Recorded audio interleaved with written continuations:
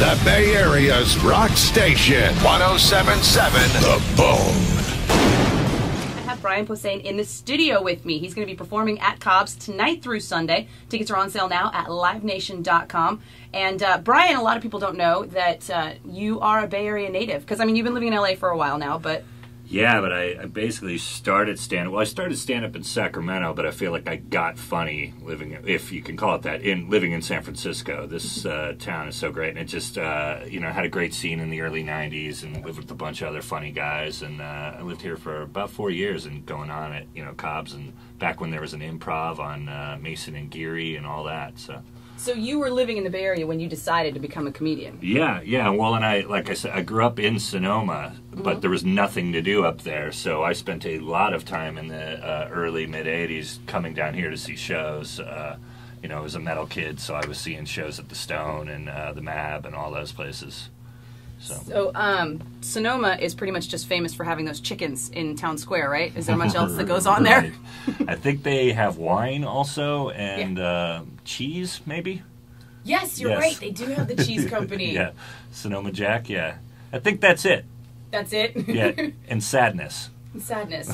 Favorite sad memory growing up in Sonoma? Well, I got picked on a lot, and but I wasn't the worst kid at my school. Like, I didn't get picked on the worst. Don't take this the wrong way, but I find that hard to believe. Hey. No, I'm kidding. But there were always, places I could look and go, at least I'm not that guy, at least it's not that bad. And I was able to turn it around by, like, my junior year. But my junior year, I was in PE, and this one kid got picked on worse than anybody. And it was because, it wasn't because he was poor and Christian and weird. It was because he had a giant package. He got picked on for that. Yes. Well, guys were all jealous. They're like, hey, I want that. You know what I mean. They want it for their own. Exactly. And so there was a lot of jealousy, and these jocks, one time, they're running after him. He was naked because he normally wouldn't take showers at our school during PE, but he was poor, which makes it even sadder. I know, it's awful. And these guys grab him, and they're towel whipping him, his giant donkey appendage, and then they take him outside and throw him in the pool. And it was just awful, but it was the only time in my life where I ever went, God, thank God I don't have a big penis. Oh, God. I've never thought it since then.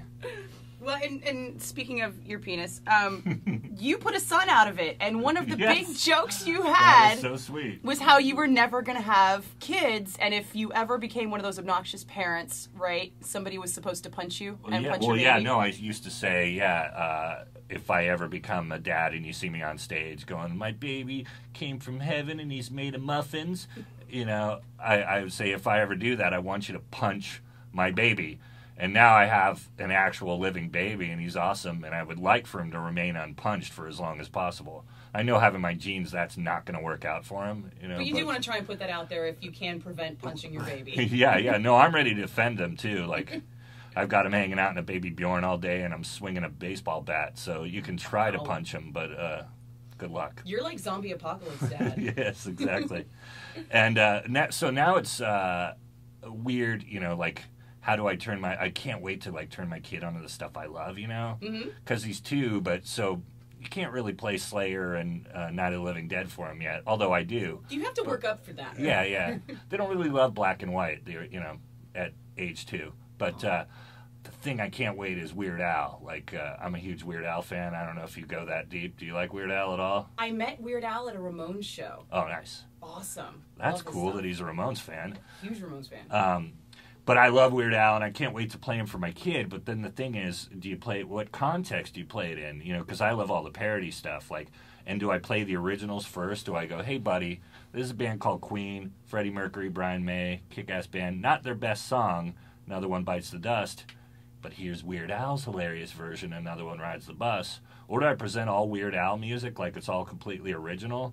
So then he hears Michael Jackson for the first time at a party, and he's like, what's this? Beat It? This sounds exactly like Eat It. I'm calling Dad. I think you're messing with your kid if you just present Weird Al as a unique artist, all of his own original material. That's sort of the plan. So you're going to be at Cobb's all this week, tonight through Sunday, this weekend, I should say. Yes. And You have what coming up in the fall? I'm kind of excited about this. I'm working on a new album and a new special for Showtime. So if you come down to Cobb's, it's some of the stuff from my last record, Fart and Wiener Jokes. I can't say it with a straight face still, even though it's a year old. And so I'm doing some of that, but then some brand new stuff that I'm working on with the idea of having something to shoot and record at the end of the summer. Awesome. And I love, like, one of my favorite things about you is that you thanked Death Angel in one of your albums. Oh yeah, and Mark Osagueda sang on my last song, More Metal Than You. And so it's so surreal. I was seeing those guys back when we were all young, and now we're all old. But no, but I saw them in Sacramento, I saw them in Oakland, I saw them in San Francisco way back in the day, and they're still one of my favorite bands. I can't believe they're not bigger and weren't bigger. Yeah. They always, you talk about the big four and that kind of thing, and I just feel like they should have been included. That they're so great and so original still. Did you see the Get Thrash documentary? Yeah. I thought they definitely got a lot of due in that. Yeah, they did. I think.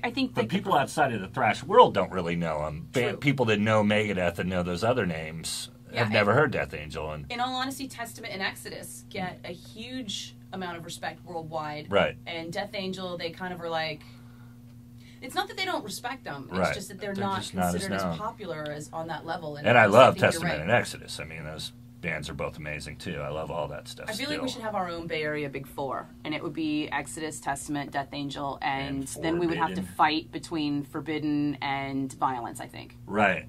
But Violence aren't back together, so Forbidden actually is still putting out great stuff. Like Omega Wave was awesome. So by virtue of being alive still, Forbidden gets to be in the Big Four. Yeah, I would say so, for sure. I can't argue with that, actually. But speaking of violence, can we rehash your story about More Metal Than You? Yeah, but it's all been worked out. It's all worked out, right? I don't have any beef with the man. No. For people who don't know, it came about because of an experience you had with Rob Flynn of Machine Head on a bus. Yeah, and I see his side now, because I know what it's like. People come up and challenge me all the time, and the More Metal Than You just came from, it wasn't just him, it came from growing up and loving metal, and metal is like, a brotherhood, but it also times, when you meet another metalhead, it can become a competition, where it's like, hey, prove your metalness, like, oh, you like that? Well, when did you like them? You know what I mean? And it always what's your cutoff point? Like, you still like Metallica? It's like... I call it conversational poker. Yeah, and it's such a weird thing that I don't see in other types of music, but it was a thing being a metalhead that I had noticed. And so, Metal by Numbers, the first song I did, was so based on a real thing. So I was like looking for, this next song being based on something I had noticed before. And More Metal Than You just came, it seemed like a good title and a good area. And so I mentioned a true story. I was on the Lamb of God bus a couple years back and met Rob Flynn and had seen Violence back in the day and didn't know that he he would rather talk about Machine Head. And I like Machine Head too, but it was one of those things. I'm sure he told you that at the time Violence had like a big reresurgence in popularity for no apparent reason, and people kept like associating him with Violence over and over despite Machine Head's success. I can't imagine, because I hate it when people bring up other shows. It's like, hey, the only thing I liked you on was Just Shoot Me or something like that. And it's like, well, I've done other stuff since then. I feel the same way. So I didn't know, and he doesn't know me, and I don't know him, and Chris Adler from Lamb of God goes, hey, this guy's really cool. And I don't look like a cool metalhead. I look like somebody's weird dad. I don't dress metal, and I don't, I just look like a goof. And so, I meet him, and I go, I'm a big Violence fan. And right away, he went doubtful. He's like, name 5 Violence songs. And I do. And then he's like, oh, that's cool, and then it was awkward, and, and I wish I would have made a better impression, because I really look up to the guy. So, the song came about me kind of making fun of that whole thing because when that happened, I was like, oh, man, you made me jump through hoops, you made me kind of prove my metalness, which I get, in retrospect, and then I talked about it on, that metal show. You came on my show, and we kept him anonymous. Yeah, you told the whole story, and you were like, name him.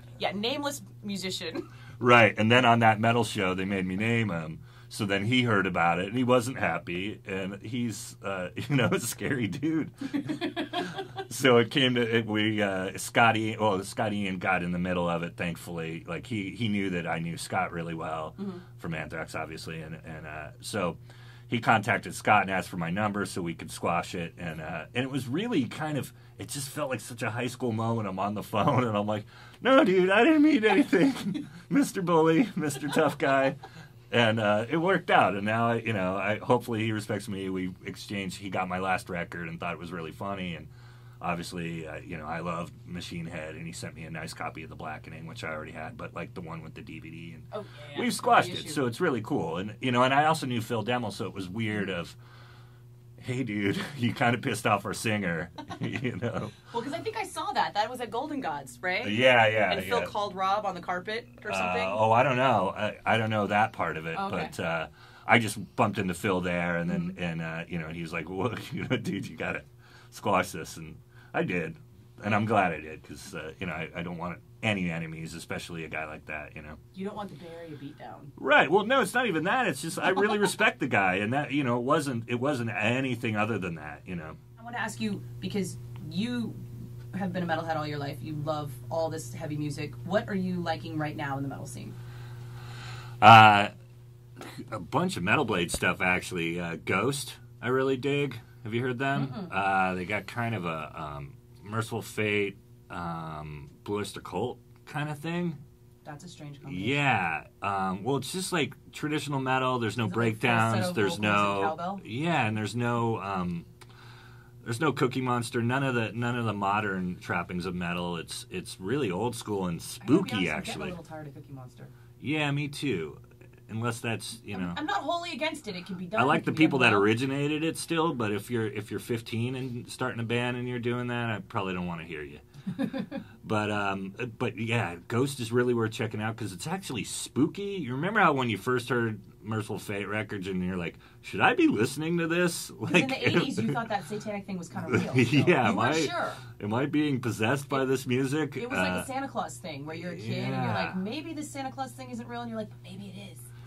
So Ghost kind of has that spooky vibe, which I really miss in metal. And then another great, I've loved them since the beginning of Mon Amarth.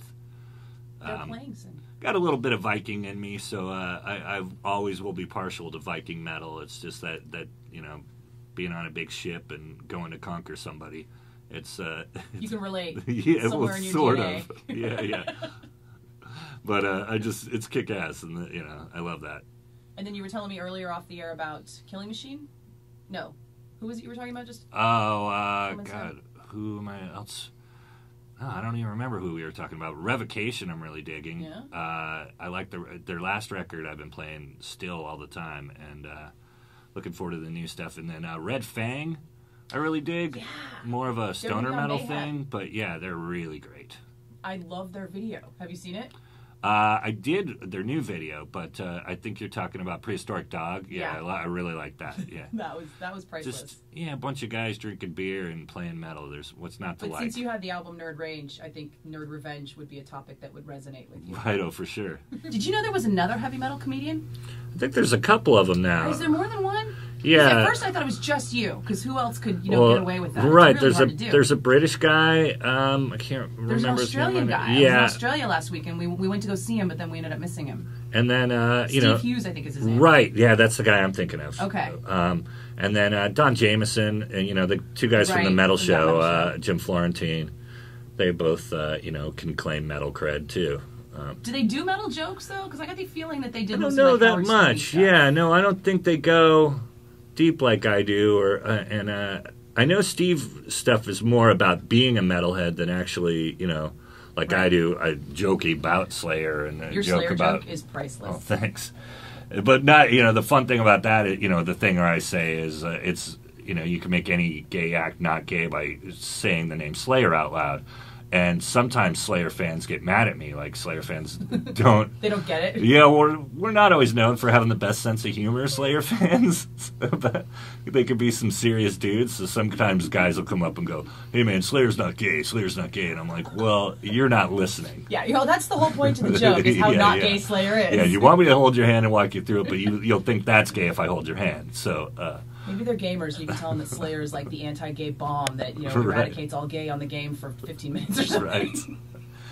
Right. And then I got a new Pantera thing, which yeah? I don't think people really talk about that band too much on stage. But, when Dime got killed is one of the worst moments in metal, and not a great jumping off point. It's our John Lennon for metal. I agree. And it happened on John Lennon on the the day. anniversary of the death, which is so weird. And it's not a great jumping off point for humor, talking about Dimebag's death. But my point was, the guy that killed Dime was immediately shot by a cop.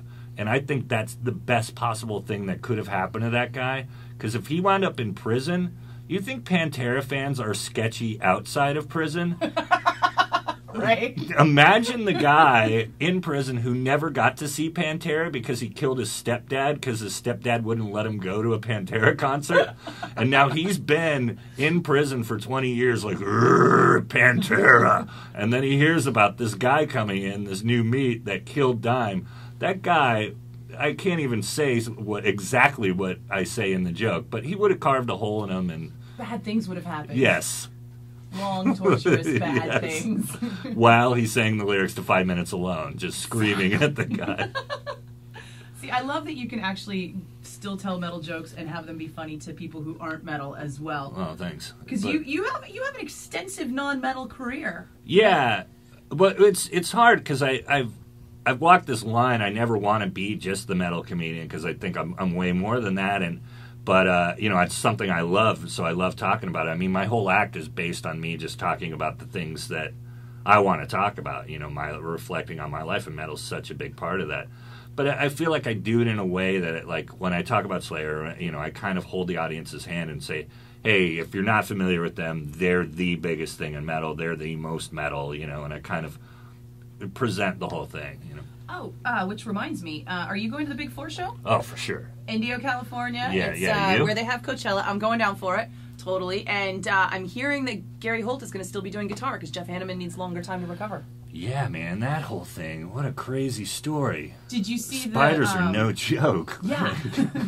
Did you see the April Fool's joke? No. On April 1st, Slayer put out a press release, or I don't know if it was Slayer who put it out, saying they were going to quit. Sucks, yeah, well, I know Scott. Yeah, I know Scott passed that around on Twitter too. Yeah. Yeah. Sneaky. But that's a pretty metal injury. If you're going to lose your hand or virus? use of your hand for a while, flesh-eating virus from a spider bite. That is so metal. And who fills in for you? Gary Holt from Exodus. And I think, who did they get to fill in for Gary? Because Gary's opening for Iron Maiden in Chile. They got somebody from Cannibal Corpse, I think. Oh, for Exodus? No. Oh, no, instead of... Oh, yeah. Okay. No, I didn't hear about that. Yeah, there's somebody else doing a few dates with Slayer, and then Gary, I think, is in Chile right now, opening for Iron Maiden, and then he comes back for Big 4. Oh, right on. So yeah, I'll see you there. It's gonna be insane. Yeah, I've been looking forward to the Big 4 since, well, the early '80s. Yeah, since they were the Big 4. Yeah. It's actually kind of fun to have somebody in here who loves metal but isn't promoting a metal project, so we don't have to really go into the new album and blah blah blah. We can just talk about metal, and it's kind of awesome. So Metal by Numbers, the song, I know you've told that story 100 times, so we could just gloss over it. Basically, all the new metal that was coming out was so formulaic. If you've seen the video, it's exactly what happened. It was me watching Headbangers Ball, and my wife's in the other room, and I'm screaming at the TV. Did you DIY the video at your house? Yeah, we did. That was actually my actual house and my actual wife. And but yeah, it just came from me being mad at the new stuff and her saying, "Well, do something about it, dork. Quit complaining and write your own song." Because I was like, "It's so easy, it's Metal by Numbers," and she's like, "Well, prove it." Nice. But yeah. And we had Death Clock there with Mermaider, and you started writing with Brendan Small, last season? Yeah, I wrote an episode last year where Squiskar, his mom is sort of a slut, and he has no idea who his real dad is, so it's his search to find his real dad, and you find out, of course, that he's a Norse god, and which makes sense. And it's Death Clock. I had so much fun, right, with Brendan, and I had done a voice on season 2, and Brendan's one of my, metal buddies. We go to shows together, because most comedians, most of the guys I hang out with, they're all... Not so metal, huh? No. Yeah. Really, Pat Oswalt, not a metalhead? No, not so much. Like, if Elvis Costello's playing, I can go with him to that, but I wouldn't. But yeah, so he became one of those guys that's like, oh, Yngwie's in town? Who else can I call? Brendan will go. Nice. And so it's sort of a relationship, built on that. And when his show took off, he brought me in, and it's just been a blast. And now I'm starting season 4, and we're just having a lot of fun just beating out these new stories and kind of... because the Metalocalypse is getting closer and closer in their world, and like in our world, where it seems like the apocalypse the actual apocalypse is getting closer and closer. Yeah, so we're kind of reflecting on that, and it's just a blast, and it's like I talk to fans, and they're like, "Oh, it's got to be more metal again," and it's because people feel like season 3. We were told not to be as violent, and this year we kind of don't care, so nice. we're bringing that back, more violence and just more metalness and.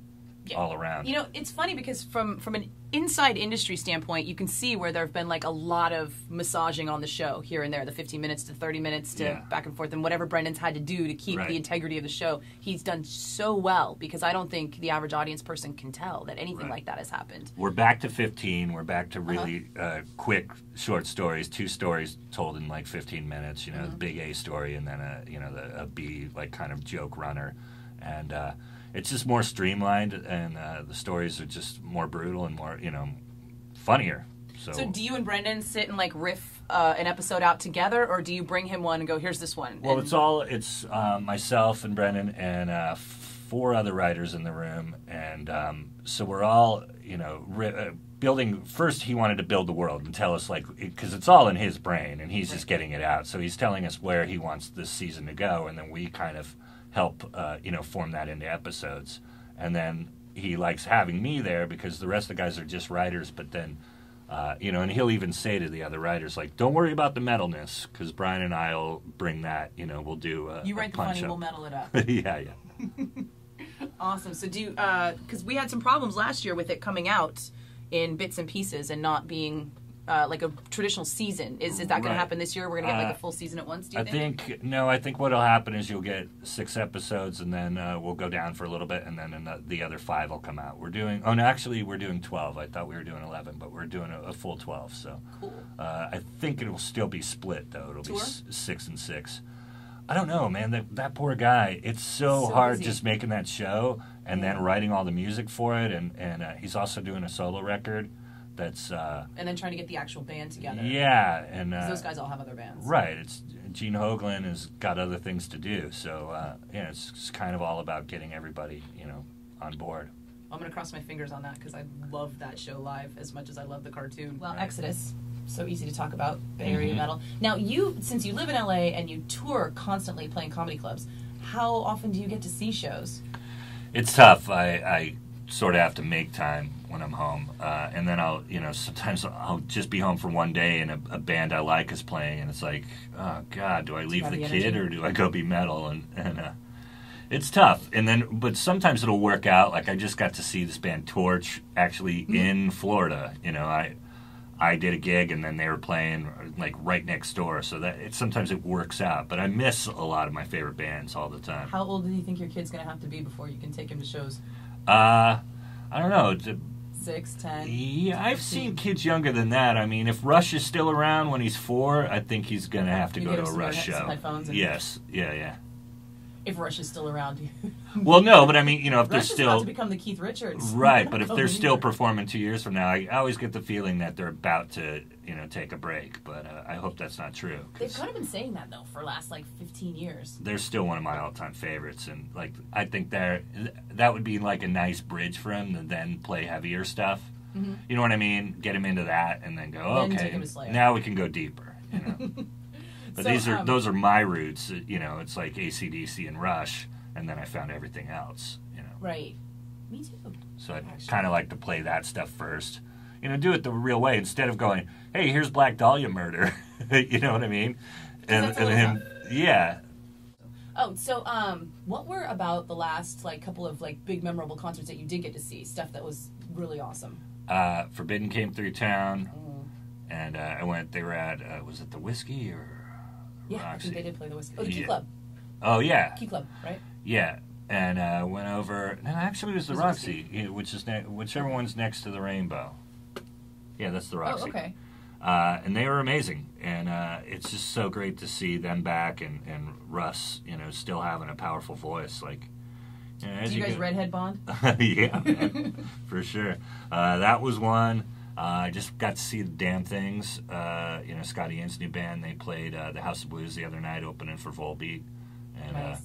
I didn't watch Volbeat because I had to get home because I'm tired and old. But blame it on the baby, dude. Blame it on the baby. Yeah, always. Yeah, those are the big ones, and like you said, the big four. I cannot wait. That's the big one on the calendar where I had to put it aside. I was gonna say, did you have to turn down something to go to Big Four?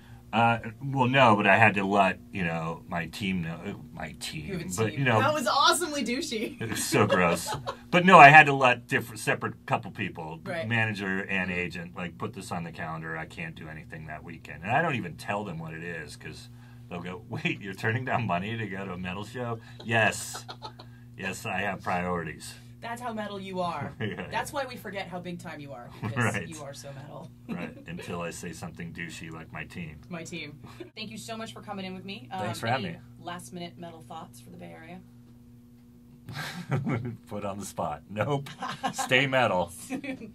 I don't think that'll be a problem. No, I think we're okay in that respect. But, if not, you can always come up and remind us. Right. 107.7 The Bone. Streaming online at 1077thebone.com.